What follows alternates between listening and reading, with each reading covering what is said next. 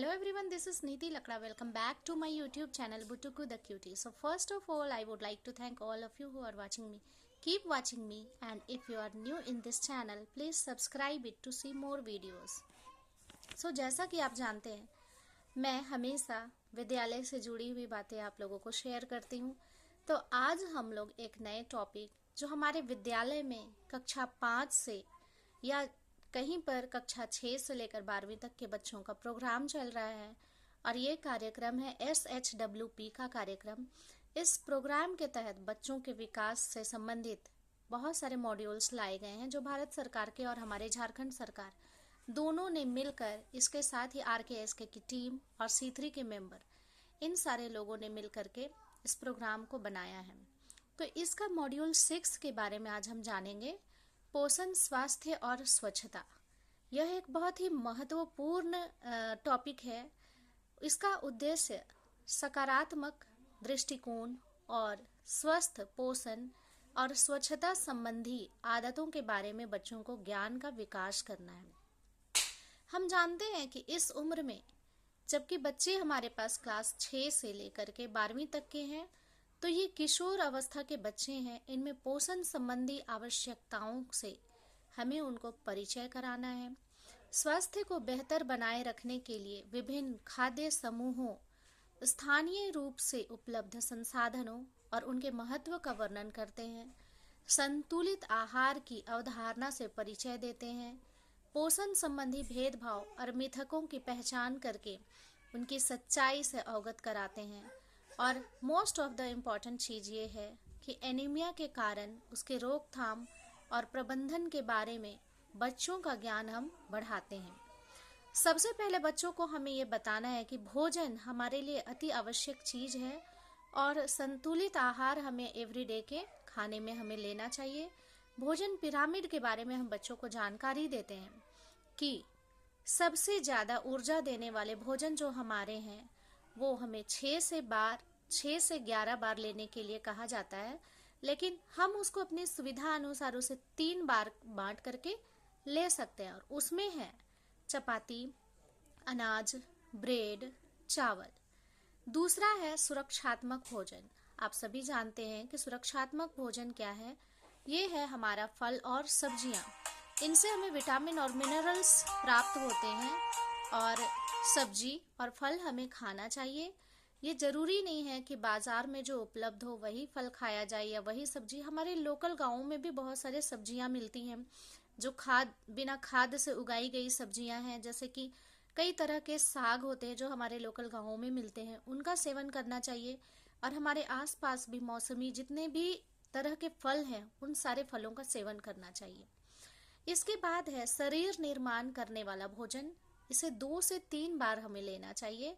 मांस, मुर्गी, मेवे, दालें, दूध और दही, इन सब का सेवन भी हमें करना चाहिए। ये हमारे शरीर का निर्माण करते हैं।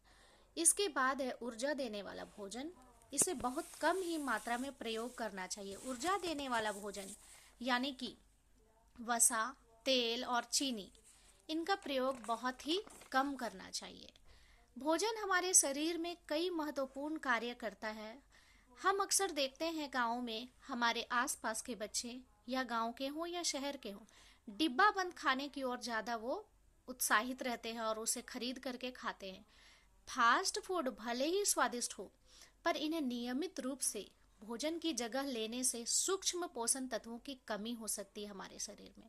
हम बच्चों को ये बताएंगे कि फास्ट फूड अगर आपको खाना है तो सप्ताह में 1 बार अपने स्वाद के लिए खाइए, ना कि इसे डेली के भोजन में शामिल करें। अगर आप ऐसा करेंगे तो आपको परेशानी हो सकती है। व्यक्तिगत स्वच्छता बनाए रखने से बैक्टीरिया या वायरस से होने वाली बीमारी और संक्रमण से बचाव होता है। व्यक्तिगत स्वच्छता के लिए भी हमारे विद्यालय में कई प्रोग्राम चले हैं, जैसे हाथ धोने से संबंधित प्रोग्राम। इसमें हम लोगों को बताया गया है कि हाथ को कैसे धोना है। पहले साबुन से इस तरह से रगड़ के, नाखूनों को घिस करके। तो ये सारे कार्यक्रम हमारे विद्यालय में चलाए ही जाते हैं। इसके साथ साथ हम असेंबली में बच्चों को जरूर बताएंगे कि हाथों को धोना, दांतों को साफ करना, नाखून काटना, प्रतिदिन स्नान करना, नाखून चबाने या नाक में उंगली डालने से बचना, अपने अंतः वस्त्रों को बदलना, बाहर जाते समय जूते एवं चप्पलों का प्रयोग करना, और खांसते समय या छींकते समय अपने केहूनी का या तो फिर रुमाल का इस्तेमाल करना। इसके साथ ही साथ इस मॉड्यूल में हम बच्चों को यह बताएंगे कि 7C, ये वेरी वेरी इंपॉर्टेंट टॉपिक है। खाद्य पदार्थों को दूषित होने से बचाव के लिए खाद्य स्वच्छता के 7 नियम हैं, 7C के नियम हैं। इस नियम को पहले नंबर पर है जांचे, चेक। यानी कि जब हम किसी चीज को खरीदते हैं बाजार से तो सबसे पहले उसके एक्सपायरी डेट को, उसके मैन्युफैक्चरिंग डेट को देखना है। अक्सर हम देखते हैं कि जब हम लोकल दुकान में, अगल बगल के जो छोटे दुकान होते हैं या बड़े भी, तो हम ब्रेड लाते हैं और उसमें देखते नहीं हैं उसकी जो डेट है, और वो कुछ ही दिन में खराब हो जाते हैं, उसमें फंगस लग जाते हैं, और उन सारे भोजन को खाने से हमारे स्वास्थ्य पर भी असर पड़ता है। तो खाद्य सुरक्षा का, जो खाद्य स्वच्छता का पहला नियम है, वो कहता है कि इस खाद्य पदार्थों को जब हम बाजार से घर लाते हैं तो उसकी जांच करना अवश्य करना चाहिए। दूसरे नंबर पर है स्वच्छ, यानी कि कोई भी भोज्य पदार्थ को जब हम रखते हैं किसी डब्बे में भी तो उसे स्वच्छ करके रखना चाहिए। या तो बाजार से हम खरीद करके लाए फल वगैरह या कुछ भी, तो उसे धो करके अच्छे से रखना चाहिए। तीसरा है ढकना, ढकना मीन्स कवर करना। ये तीसरा है, 7C का तीसरा नियम है, ढकना, कवर करना। मतलब कोई भी खाद्य पदार्थ है तो उसे ढक करके जरूर रखें, क्योंकि मक्खियां अगर बैठ जाएंगी तो उसमें गंदगी छोड़ देती हैं, तो इसीलिए हम लोगों को ढकना जरूरी है। चौथा नियम है क्रॉस कंटैमिनेशन ऑफ फूड, मतलब पके हुए भोजन को कच्चे भोजन के साथ मिक्स करके नहीं रखना चाहिए। इसके साथ ही साथ जो सड़े गले हमारे फ्रूट्स हैं या सब्जियां हैं उनको फ्रीज में हमको एक साथ नहीं रखना चाहिए, उनको अलग अलग करके रखना चाहिए। और जो रात की रोटियां हैं या तो 2 दिन पहले की जो खाना है, अगर कुछ ऐसा बच जाता है तो उन सबको भी एक साथ मिक्स नहीं करना है, इससे जो अच्छे खाद्य पदार्थ है वो भी खराब हो जाने का चांस होता है। और इसके साथ ही पकाना, यानी कि कुक, हमें भोजन को अच्छे तरह से पका करके खाना चाहिए। अधपके भोजन खाने से कई बार हमारा पेट भी खराब हो जाता है और हमें पेट दर्द वगैरह भी उठ सकते हैं। छठा नंबर है कूलिंग या ठंडा करना, भोजन को ठंडा रखना चाहिए। अक्सर जब हम मीट बाजार से लाते हैं या मछलियाँ, तो उसे हमें फ्रीज में रख देना चाहिए, क्योंकि फ्रीज में रखने से उसमें जो बैक्टीरिया हैं बहुत जल्दी नहीं पनपते हैं ठंडा की वजह से, तो उसको ला करके रखना चाहिए। और 7वें नंबर पर है कंज्यूम या उपभोग। जब हम सारे भोजन के 7वां नियम पर आते हैं तो ये 7वां नियम हमें कहता है कि जब सारे भोजन हमें पके मिल गए हैं, उसे ढक लिए, साफ सुथरे कर लिए, तो खाने के लिए जब हम परोसते हैं तो एक साफ सुथरा वातावरण होना चाहिए, वहाँ गंदगी नहीं होनी चाहिए, और खाने को साफ सुथरे जगह पर परोस करके ही खाना चाहिए। इसके साथ ही साथ हम 5F की श्रृंखला जो संक्रमण का कारण बनती है उसके बारे में भी पढ़ेंगे। और इस 5F में फाइकस है, मल, दूसरा नंबर पर है फिंगर्स, उंगलियां, तीसरा नंबर पर है फ्लाइस, मधुमक्खियां, चौथा नंबर पर फ्लोडिया, फूड है, खाद्य पदार्थ या तरल पदार्थ, एंड 5वें नंबर पर है फील्ड। अक्सर हम देखते हैं कि जब कोई मल त्याग करता है, खुले में शौच करता है, तो वो मल में बहुत ही ज़्यादा मात्रा में बैक्टीरिया होते हैं जो हमें बीमार कर सकते हैं।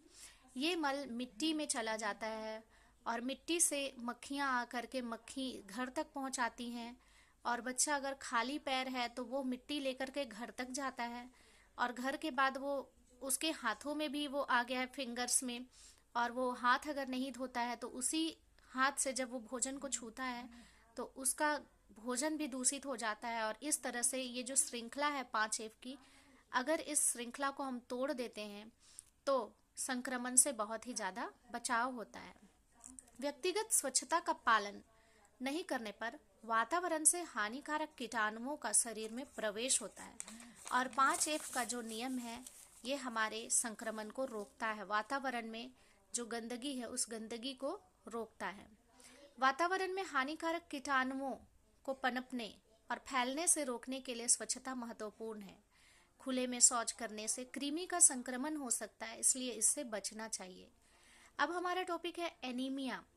एनीमिया का मतलब है लाल रक्त कोशिकाओं में हीमोग्लोबिन की कमी की स्थिति 12 ग्राम से कम है अगर किसी में, तो वह एनीमिया से ग्रसित है। किशोरावस्था के दौरान शरीर का विकास तेजी से होता है, इसलिए समग्र पोषण और आयरन की आवश्यकता भी बढ़ जाती है।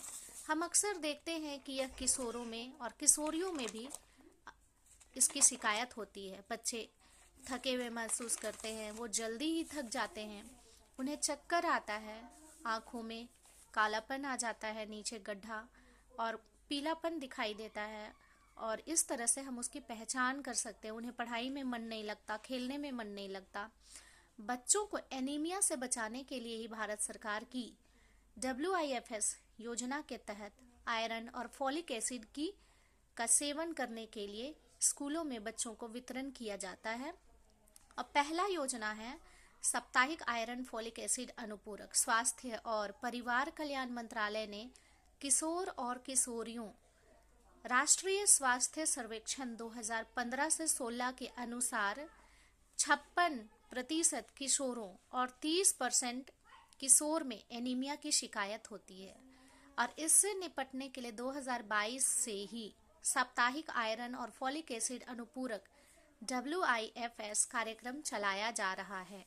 एनीमिया के कई कारण हो सकते हैं, जिसमें से लगभग 50% मामलों में कुछ स्कूल जाने वाले बच्चे और प्रजनन आयु वर्ग 15 से लेकर 45 वर्ष की स्त्रियों में, और 80% मामलों में 2 से 5 की स्त्रियों में और 2 से 5 साल के बच्चों में आयरन की कमी है।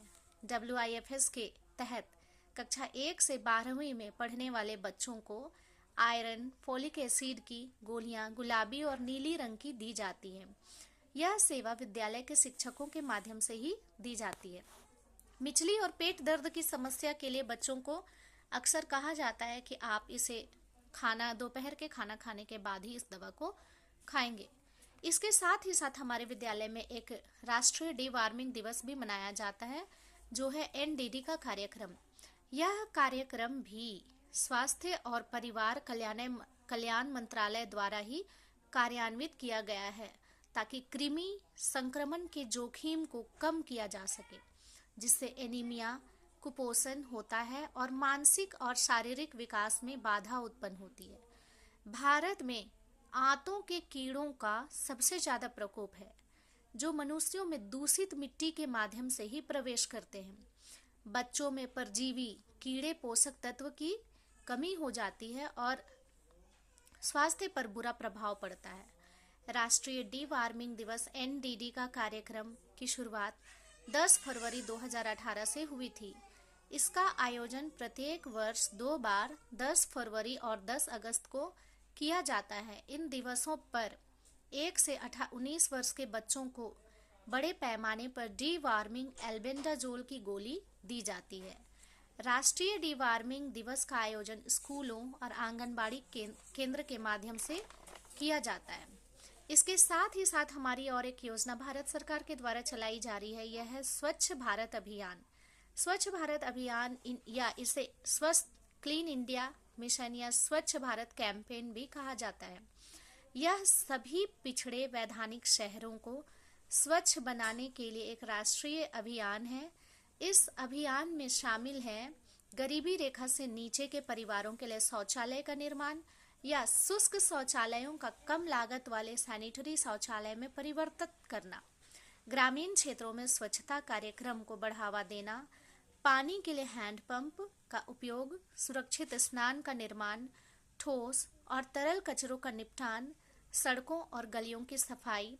इसका उद्देश्य है स्वच्छता प्रथाओं के माध्यम से डायरिया के जोखिम को कम करना और शौचालयों के निर्माण होने से खुले मैदान में शौच के माध्यम से कृमि के संक्रमण के जोखिम में कमी आएगी। स्वास्थ्य और शिक्षा के प्रति जागरूकता बढ़ाना। इस अभियान का शुभारंभ माननीय प्रधानमंत्री ने 2 अक्टूबर 2014 को राजघाट नई दिल्ली में महात्मा गांधी की 145वीं जयंती पर किया था। भारत सरकार लोगों के स्वास्थ्य की बेहतरी और उन्हें प्रचलित बीमारियों से बचाने के लिए कई कार्यक्रम चला रही है। साप्ताहिक आयरन फोलिक एसिड अनुपूरक, राष्ट्रीय डिवार्मिंग दिवस और स्वच्छ भारत अभियान राष्ट्रीय स्तर के 3 बेहतरीन कार्यक्रम हैं जो क्रमशः एनीमिया, परजीवी कृमि संक्रमण और स्वच्छता की कमी के मामलों से निपटने की कोशिश करते हैं। इन योजनाओं की जानकारी होना और इनमें भाग लेना महत्वपूर्ण है ताकि यह सुनिश्चित हो सके कि इसका लाभ सभी तक पहुंच सके और हमारे समुदाय के लोगों तक पहुंच सके और ज़्यादा से ज़्यादा लोग इनका इस्तेमाल कर सके। इसके लिए यह कार्यक्रम चलाया जा रहा है। तो जाहिर सी बात है कि अगर विद्यालय में यह प्रोग्राम सफलतापूर्वक चले तो हमारा भारतवर्ष जरूर क्लीन इंडिया बनेगा और बीमारियों से जरूर ही दूर रहेगा। इन्हीं सब बातों के साथ मैं अपनी वाणी को विराम देती हूँ। धन्यवाद और thank you for the listening. And अगर आप चैनल में नए हैं तो प्लीज़ सब्सक्राइब करें। Thank you.